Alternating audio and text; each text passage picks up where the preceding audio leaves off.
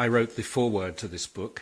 It's a great book, and I'm sure you probably suspect that, otherwise you probably wouldn't be here.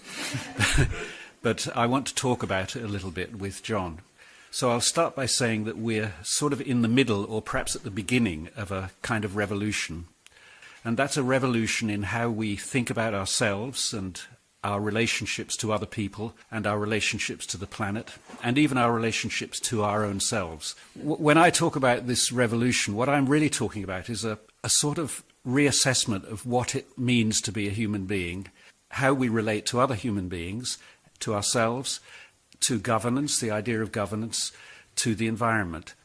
Now, we all know what the traditional, or at least our traditional views of that are. We related to the environment by extracting as much from it as we could and thinking that that was wonderful. You know, we were making progress. We were building a new world. And for a long, long time, until we started to realize the cost of that, that seemed like the right thing to be doing. Similarly, with our relationships with other peoples, we grew up in an England that certainly acknowledged very sharp distinctions between people. It went Englishmen, dogs, the French, and women. And then, of course, we find that unsatisfactory now, and we have all sorts of movements that are acknowledging that, like Black Lives Matter, are ways of saying, no, we don't want to have those kinds of relationships. We want different kinds of relationships. So I think this revolution is really a revolution in rethinking who we are and how we relate to each other and how we relate to the world we're in. So that's a kind of different sense of things, the sense that we're involved in a universe that is in some way, as some people would say, karmic. Governance is another way in which I think we're changing our minds. We inherited an idea that we sort of elected governments and they did things for us. They sorted things out. It became progressively clearer that this wasn't what was happening. So beneath the surface, there are new forms of governance growing. All of these ways of rethinking how we relate to each other and how we relate to how things are controlled, how things pan out, really are straddled by this single idea of citizens. This is what we're talking about tonight. So I won't say very much more. I shall now hand over to Jon. But I thought what would be interesting, at the beginning of your book, you talk about your story, how you started into this. It's such an interesting story. I think you should tell it. I guess where this work started actually was in the quite unlikely environment of an advertising agency. And given that what the set of ideas at the core of the book is essentially about a juxtaposition of the idea of people as consumers, a story of people as consumers with an idea of people as citizens and participants in the world. Starting this work in an advertising agency wasn't necessarily what you might expect. But I stumbled into that work really out of university, having only ever really wanted to be a competitive athlete before that. Really? In what sport? Rowing, actually. Oh. Yeah. Brian's noise. Oh. Well, I don't really know any sportsmen. I'm your one and only jock. So I stumbled into the advertising industry really, actually, if anything, because of having been 19 and in my second year at university when I saw the Twin Towers come down, actually. You remember back then, like the active story from the leaders of the free world was that citizens go shopping, like defend our way of life. This is what we do. And to some extent, I think I kind of bought that story, right? Like whether at a completely conscious level or not. And I went into that industry but very quickly started asking questions about what I was really doing in the world. I came very quickly to be going, hang on, no. And it came back to the way my first boss described my job to me. He said, what you've got to remember is that the average consumer sees something like 3,000 commercial messages a day. Mm-hmm. And your job is to cut through that. Yeah, well, now it's something like 10,000 on the latest ethnographic studies. And I started, like, with the cut through that, like, make yours the best. I was like, competitive athlete, let's make mine the best. And then I was like, hang on a minute, 3,000 a day? Like, what? And came to see what I was doing not as championing values I believed in, but as really sort of telling a consumer story, telling a story of our role in the world as being, as you say, to extract, to look out for ourselves, to get the best deal for number one. That story being something that was deeply limiting of human capacity and human potential and human flourishing. And that led to a pretty dark period, right? Like, that wasn't necessarily a constructive place to be, right? Like, I think for a long time I was in a kind of hate everyone kind of consumer doom project, would probably have been the name of the organisation I'd set up at that point. But yeah, sort of opening into a different set of questions off the back of that. But that's where it began. So you were kind of making a transition from believing in one world to believing in another. It's a difficult transition. And yet your book is about encouraging everyone to try to make that transition. Right. So just to briefly lay out the kind of set of ideas, I talk about a shift from the subject story, a story of ourselves that says the right thing to do is to keep your head down, do as you're told, get what you're given, on the basis that the God-given few know best and they'll lead us to the best outcomes for society as a whole. That story collapsing, and what emerges out of that is a consumer story that says, look out for number one, get the best deal for yourself, choose the best option for you from those that are offered. And if everyone does that, the best society will result, because individual self-interest will add up to collective interest. And now we're in this moment where, as you say, there is a collapse and an emergence. There are two directly opposing things going on in this one moment in time, and I think we're in a moment where it's very easy to stare at the thing that is collapsing, and the headlines of our time, the news stories, the focus is very attracted to that. And I think what I'm trying to do really with the book is peel back that surface and go, look over here, guys, because if we can see that, we don't have to stare at the collapse and the catastrophe in the way I guess I felt like I did. What might be a good idea is to just give a quick rundown of your theory of history, subject, consumer, citizen, and to say what you think each one of those things mean. I guess really the starting point, as I've come to see it, is that humans are citizens by nature. That we are collaborative, caring, creative creatures who can and want to get involved and shape the world we live in for the better. That's not to say like everything was rosy and to be kind of noble savage about it or whatever. I mean, there are some astonishing examples and stories that go right back to this wonderful phrase, campfire democracy, that came out of my research that I just even saying those two words together, you're like, yes! The historical range of the book is somewhat ambitious. So that, like, going back to kind of the agricultural revolution and the first walls dividing us from one another and creating really the subject story, the idea that there is a need for a protector, and the bargain of the subject story is that bargain of protection in return for obedience, and protection from chaos, protection from other, and therefore the creation of other. Right back in those beginnings, I talk about the first King Sargon of Akkad, 2500 BC. Some of these, all of the patterns, all of the sort of paternalistic patterns of the subject story are there. And it's a story that, as I say, is like, keep your head down, do as you're told, get what you're given. The story is that in return for obedience, you get protection. And in times of chaos, in times of fear, the subject story comes roaring back. And we're seeing that, right? Like, that's a huge part of what we're living in, I think. But the subject story became increasingly dominant. That power play worked. And then through to the two world wars, actually, and the Industrial Revolution, the rise of the middle class, made it impossible, I think, for the idea of a God-given few and then the many below to hold. So out of the two world wars, only after that huge span of history, another story is born. But what's so fascinating about that is going, that story that feels so impenetrable, that when you talk to people, it's only been around for really, or only been dominant for 70 or 80 years. But the consumer story is an idea of self-interest, is selfishness is selflessness, to be Orwellian about it. It's like the right thing to do. Just as the dynamics, the sort of the way society was evolving meant that the subject story couldn't hold. I think we're in a moment where the consumer story just can't hold. This isn't a moral argument.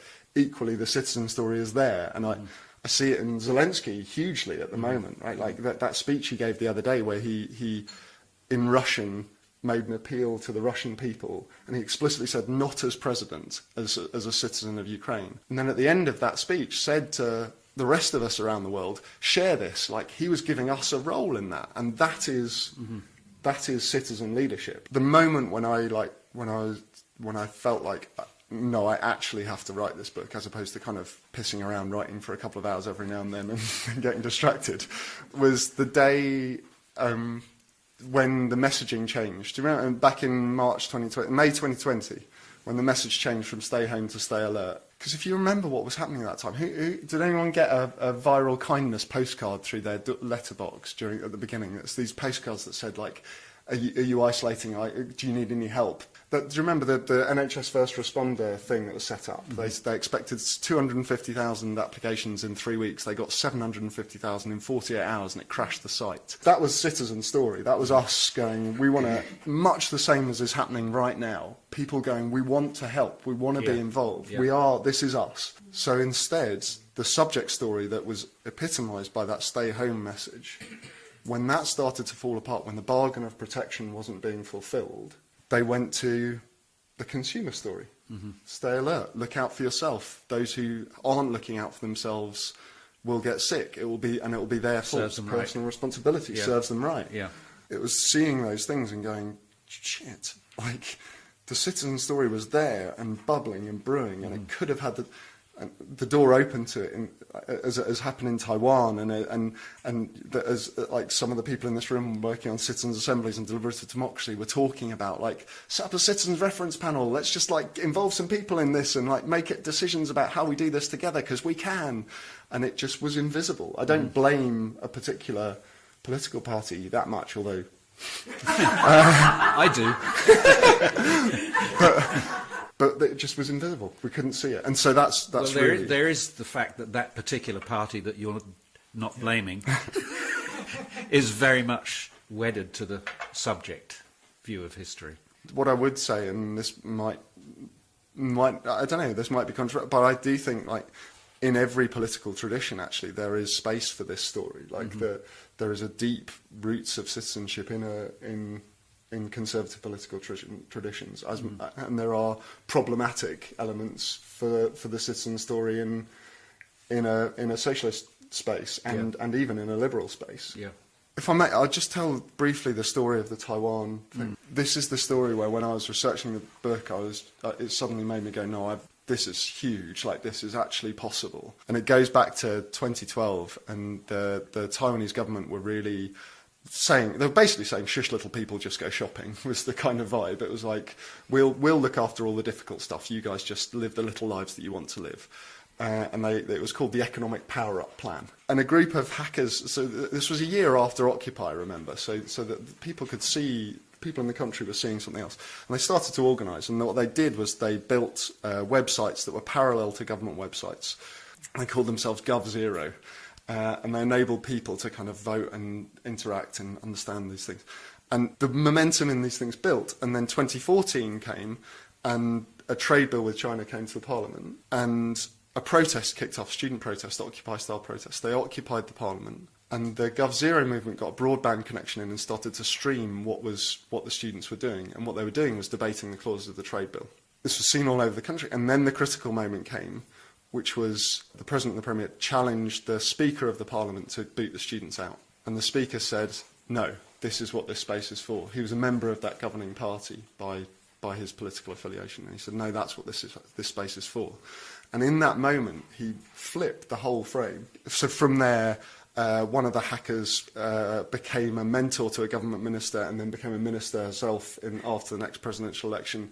That same person led the Taiwanese response to COVID and created a whole thing that was basically massively participatory, from open source software challenges through to, my favourite example is they set up a phone line where any citizen could ring in with an idea for how the country's response could be better, with a voicemail recorded by the President herself. You're like, what? Like, imagine that, right? Like, and I guess the reason I wanted to tell that story is sort of back to this thing of where are we? Because it is those moments, like that moment of Speaker Wang, it's those moments that are possible to create, I think. And it's sort of what the Global Assembly offered and sort of created this, the potential for. But it's a challenge. It's those challenges to the system just to open up and allow that in. What if Western leaders were to follow Zelensky's example? Like, what if Ursula von der Leyen were to record a speech in Russian talking to the citizens of Russia as a citizen of Europe and offering friendship and that sort of thing? What if we were to have a participatory democracy process on cleaning up Londongrad rather than just trying to sort of do it trusting the mechanisms that are clearly flawed? What if? Yeah. What if? But any one of those could be, like, in our minds, transformative. Like, those are the things where collectively we actually can. I'm looking at Cassie, who's in the room, who taught me about this theory of change called Two Loops, the Buchanan Institute theory of change, which underlies a lot of the work in the book. And there's this idea that at the moment when an old paradigm is dying, a new one is forming, but the work in that time. There's many different aspects to it, but one is that work of transition and kind of actually transforming and making the leap across. And I think that opening those doorways is the key task. Yeah, one of the very attractive parts of that idea is the recognition that you have to look after the bit that's disappearing. You have to sort of hospice the dying paradigm in order to bring in the new one. For me, the big thing I carry from the idea of hospicing, which I think is very powerful, is more an emotional one. That's about, like, this isn't someone's fault. One of the people I refer to a lot in the book is the Nigerian philosopher Bayo Akomolafe. He talks very powerfully about safe space and composting and kind of allowing uncertainty, allowing things to die, and not demonising. And it's very easy to say, but it's really important, I think. In the book, one of the examples you talk about is your work with the National Trust to show how one of these transitions can happen.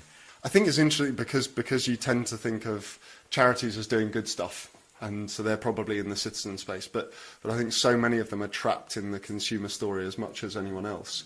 And the Trust is definitely a very good example of that. When we started the work with the Trust, I would argue it was essentially a consumer days out visitor attraction business with a conservation charity sort of hidden somewhere in the background. And in a way, the conservation charity was even worse. In some ways, it was quite subjecty. It kind of quite hated people and kind of resented the people upstairs. They were literally, when we started the work, they were on two different floors in the head office, and the conservation team were on the ground floor, and the visitor attraction business was on the first floor, and no one ever went between. But the work we did was really about saying, well, what if you put the relationship between people and place at the heart of this? What if you see people as participants in a movement of people who care about beauty in the world, who care about special places, and how do you build that? And some lovely fun stuff came off the back of that. My favourite was rebranding. There was a staff cohort who were called wardens, who were in the conservation charity, whose job description was basically to jump out from behind trees and protect them from children. And this, I think, is a really good example. Like, against the imperative of the organisation, they were actually doing other stuff. They were doing citizen stuff. They were organising den building, and all of this kind of thing. And they were trying to be something else, and some of them were buying different uniform and sewing a National Trust logo onto it. Even it was that profound, because they wanted to not be in camouflage. They wanted to be, like, approachable. Every organisation has this sort of will to citizen that's being, like, killed and crushed. And so these guys, they led their own rebrand as rangers rather than wardens, and they got social media training, and they became, like, the builders of the relationship between people and place rather than and got red uniforms. Red uniforms, critically, and a campaign that was being developed that is in the visitor attraction business that in development was called Get Outdoors with the National Trusts.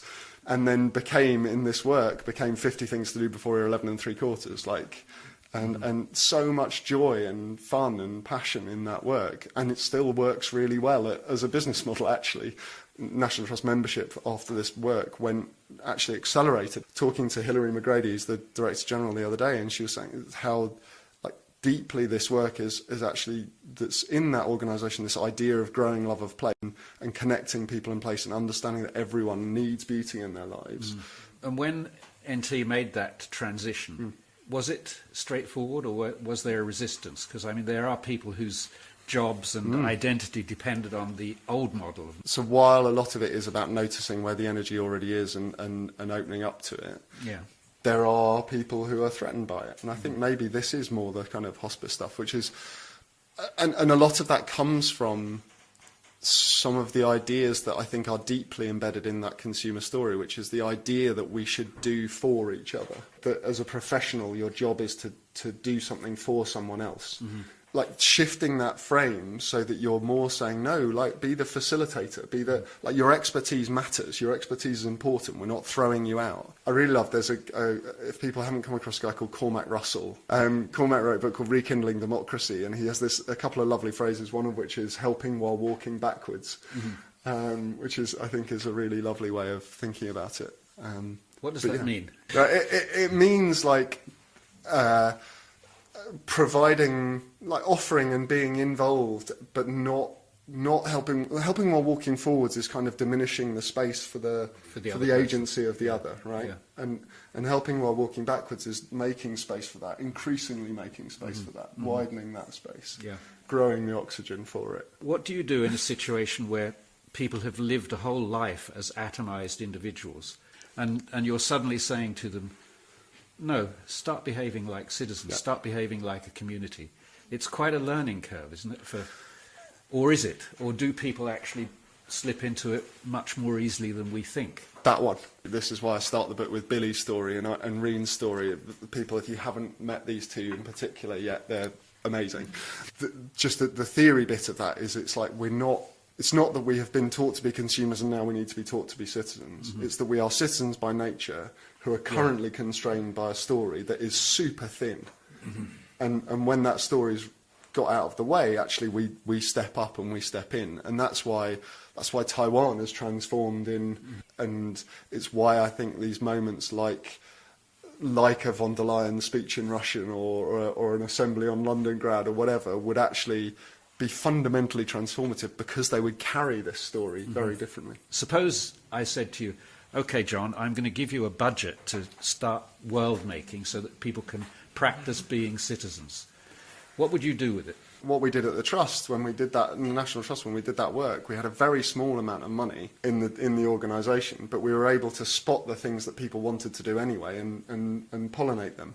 And I think maybe that's some of the answer I would give is one of the ideas I love and work with a lot, and we talk about it, Irene and I at New Citizenship Project a lot, is the concept of what we call social acupuncture. The idea of that is to say you're not necessarily looking for, and it goes back to two loops and theory of change and this idea of paradigm shift. You're looking for those moments that release the energy, and I think if you had that, there are spaces I would look to particularly. Like I would be looking, I would be the convening power of that kind of money. I would be saying, which governments are up for this, right? Like we need to totally transform. Like this isn't about who's standing in the next election or whatever. It's like how do we create a whole raft of differently democratic institutions that work together. The place where I sort of ended up with is I think the greatest, and I think this speaks to what you're saying, Indra, the greatest challenge in this, I think it's the hero complex. I think it is the kind of and I feel it. Like look at me. I'm a 40-year-old, 6 foot tall, straight white guy. Like I couldn't be more. Who went to Cambridge and rode. Like I am the paradigm, right? Like, and I think that the extent to which I and others like me who look like me, sound like me, are brought up to be the answer and to offer the answer is so huge. And that, I think, it's not the ill will, for all that we're seeing some serious ill will in the world right now, of course. The deeper danger, I think, the more difficult danger is the hero complex, is the desire to save, and be the saviour. This is why I love Speaker Wang so much, because he's not a hero. He just opened the door, right? And I think that is profound. And that's why the thing I end the book with is this question, like, not like, what are you going to do to change the world, but quite deliberately, but like, what would you do if you really believed not just in yourself, but in those around you as well? Like, what would you do if you really believed in humanity, if you really trusted others, and you saw that being the kind of question you had to hold?